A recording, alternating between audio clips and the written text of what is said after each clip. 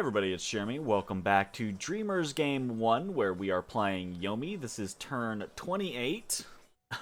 So let's jump into things.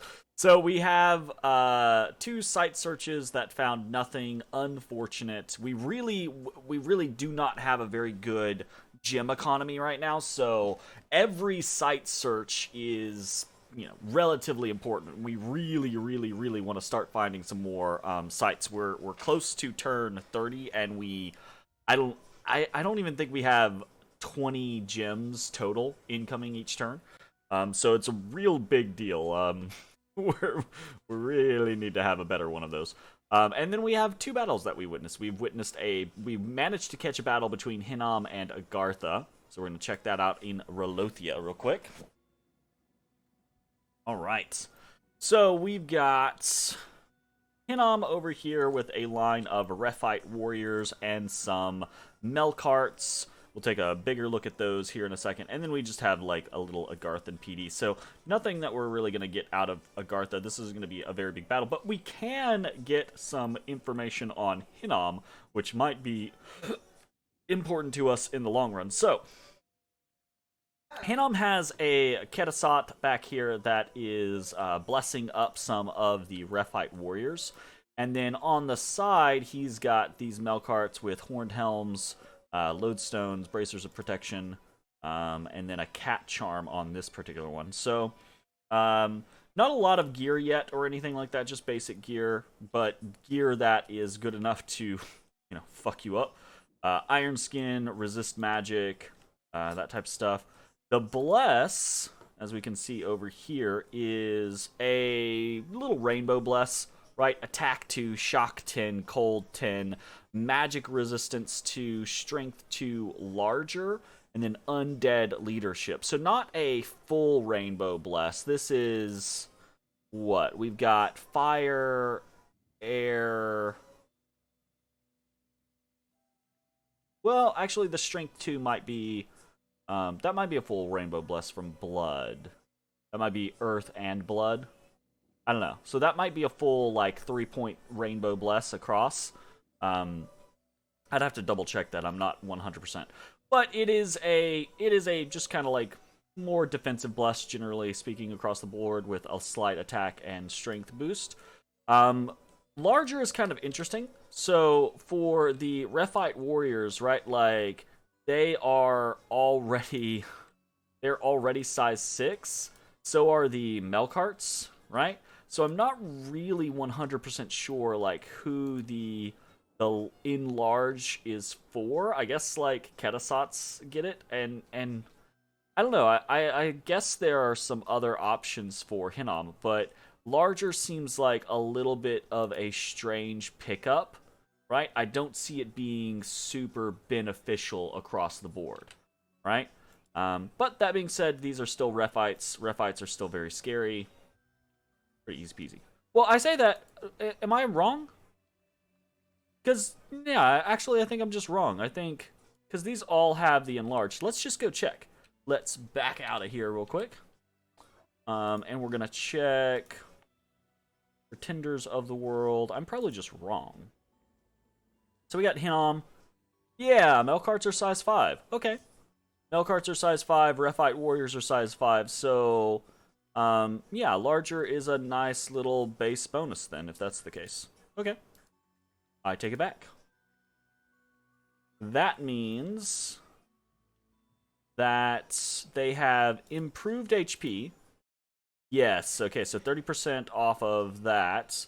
And they should have increase, yeah, plus 3 strength, but they lose defense. Yeah, they have -1 defense because of the enlarged status. That's still pretty good across the board, I would say. So nice. All right, cool. That is kind of scary. They're gonna chop through this PD without any issues. So.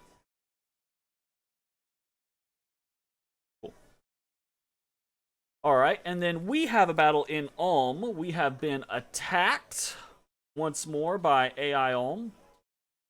This guy is retreating at the very beginning.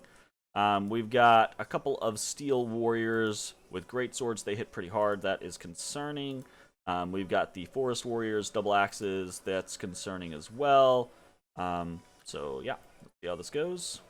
Up against Akasada the Dione.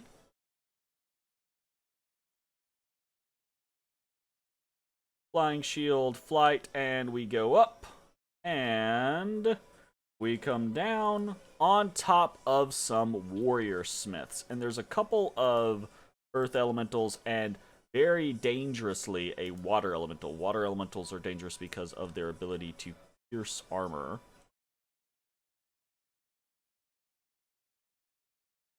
A lot of earth elementals, actually. We're taking a fair amount of damage.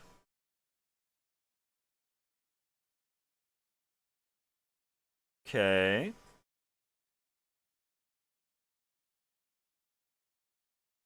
Oh, oh, oh, oh, shit. Alright, we suddenly got dropped. And we have flight, so as soon as our morale breaks, we are able to just get out of there. So we lose that, but we do retreat successfully to the Veil of Fortune. We killed one warrior chief, one warrior smith, an archer, and a great bear. So not a very good amount of kills for us. And once more, we are knocked off of Ulm.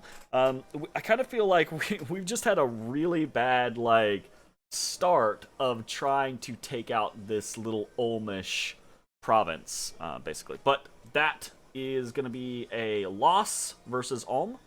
Then we jump into some events. So we've got a rebirth event in Mysia, no big deal. We've got a Fairy Court of Summer has been traveling through the land, so we've got growth and luck, but sloth and minus tax. We do not like that in Zemiki. We gain unrest in Black Harbor, which is pretty rough. That's a very wealthy province for us to be gaining unrest in. We don't like that. And then in Wase, we get a handful of magic gems. Yay! Found in the privacy. So, +3 nature gems. Whew. Alright, cool.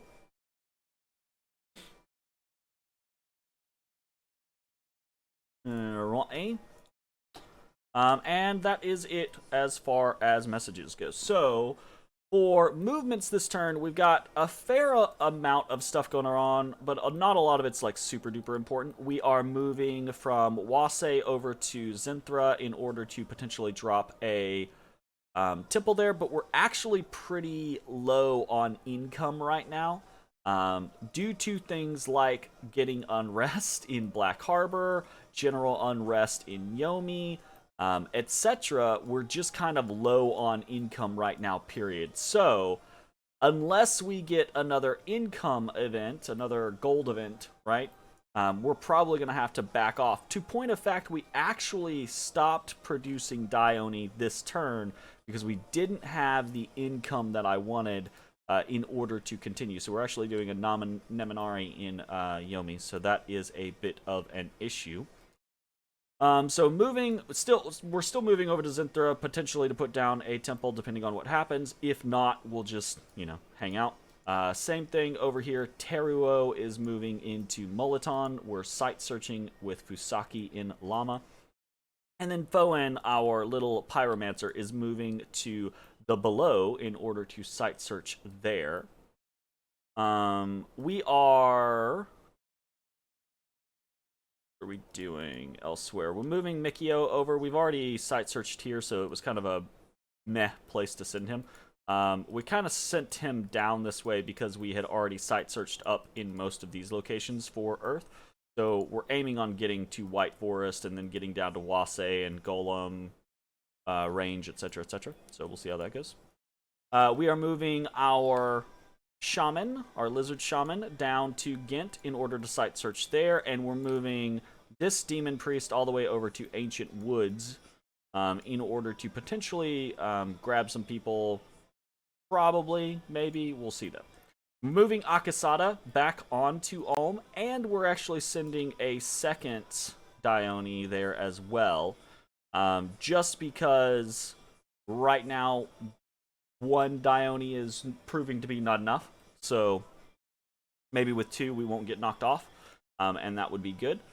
And we are continuing to move Masayori northward. So we've got a pretty decent sized clump of units here. Recruiting more units in Ancient Woods, right?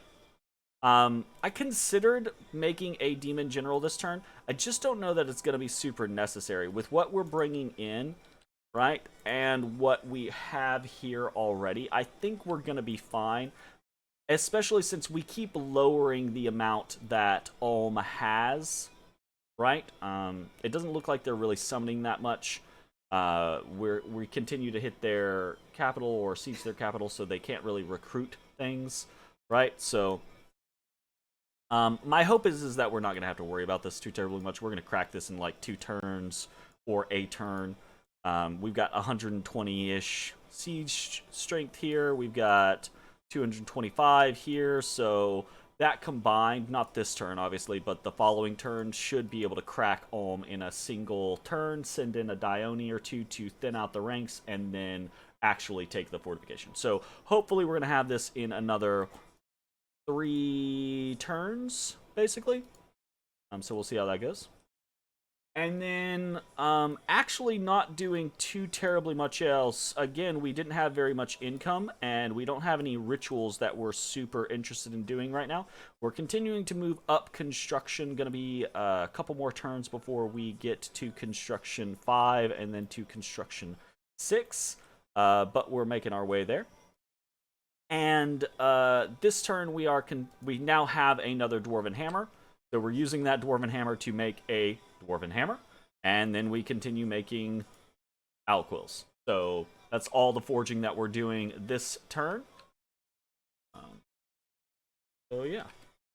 I think that is actually about it. Pretty short turn. Nothing that has drastically changed on the global scale of the game. Helheim continues to attack Arcocephale. Arcocephale has pushed back slightly.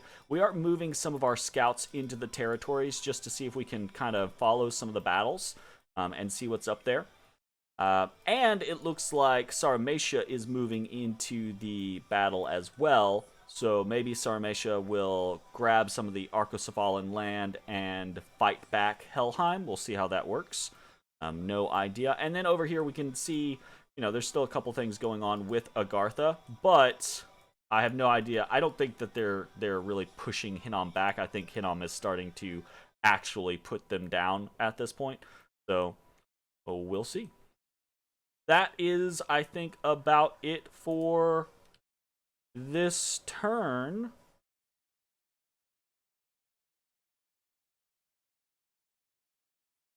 Yeah, that's going to be it for this turn. Oh, I guess, so, yeah, that's it. That's it. I keep thinking that there's something else that I'm missing that I keep forgetting, but I don't think so. I think we're fine. Yeah. Anyways, that's going to be it for the turn. Thanks for watching. We'll see you next time. Bye-bye, everybody. Hey, everybody. Thanks for watching. If you enjoyed the video, consider leaving a like, commenting, or subscribing. It really helps me out. If you'd like to see me live, head over to my Twitch at twitch.tv/thedistanthorizon.